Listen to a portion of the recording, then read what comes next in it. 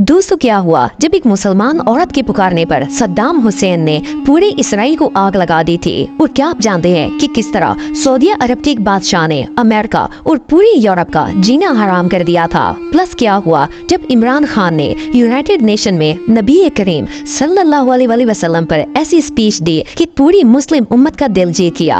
आज की इस वीडियो में मैं आपको इस सदी के सबसे पावरफुल मुस्लिम लीडर्स के बारे में बताने जा रहा हूँ। तो शुरू करते हैं अपना काउंटडाउन।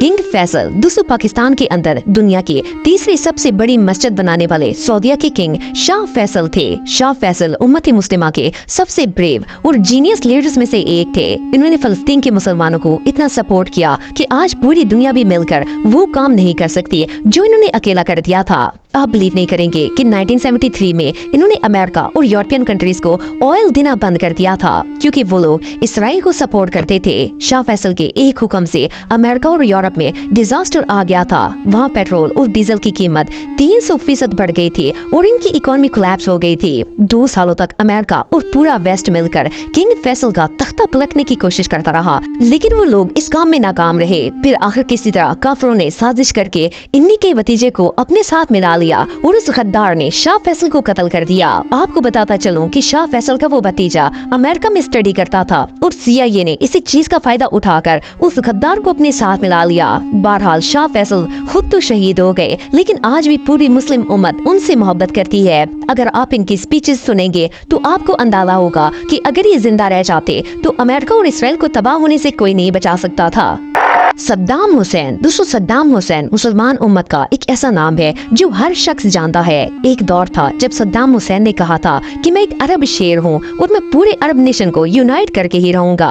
इसके अलावा सद्दाम हुसैन उम्मत के उन चंद हुक्मरानों में से एक थे जो सरेआम कहते थे कि मैं अमेरिका के आगे कभी नहीं झुकूंगा। सिर्फ इतना ही नहीं, बल्कि जब इसराइल ने मुसलमानों पर जुल्म किया तो इन्होंने अल्लाह की कसम खाकर कहा था कि मैं इसराइल को आग लगा दूंगा। और ये सिर्फ एक स्पीच ही नहीं थी, बल्कि 1991 में एक मुसलमान औरत ने सद्दाम हुसैन को पुकारा और कहा कि मेरी मासूम बच्ची को इसराइल की फोर्सेस ने कत्ल कर दिया है। अपनी मुसलमान बहन की पुकार सुनकर सद्दाम हुसैन ने कलमा पढ़ा और उसी रात इसराइल पर अटैक कर दिया। इन्होंने एक दो नहीं बल्कि एक साथ 42 मिसाइल फायर किए और रातों रात पूरे इसराइल को बर्न कर दिया। जब पूरे इसराइल को आग लग गई तो इसके बाद तो अमेरिका और यूरोप को ऐसा धचका लगा कि इन्होंने सद्दाम हुसैन के खिलाफ साजिशें शुरू कर दी। इन्हें समझ आ गई थी कि ये बंदा इसराइल को तबाह कर देगा, इसीलिए इन्होंने इराक के अंदर गद्दार लोगों के साथ मिलकर सद्दाम को कमजोर करना शुरू कर दिया। हालात यहाँ तक आ गए कि आखिरकार इन्हें गिरफ्तार कर लिया गया और अपने ही मुल्क के गद्दारों ने अमेरिका के कहने पर इन्हें फांसी की सजा सुना दी।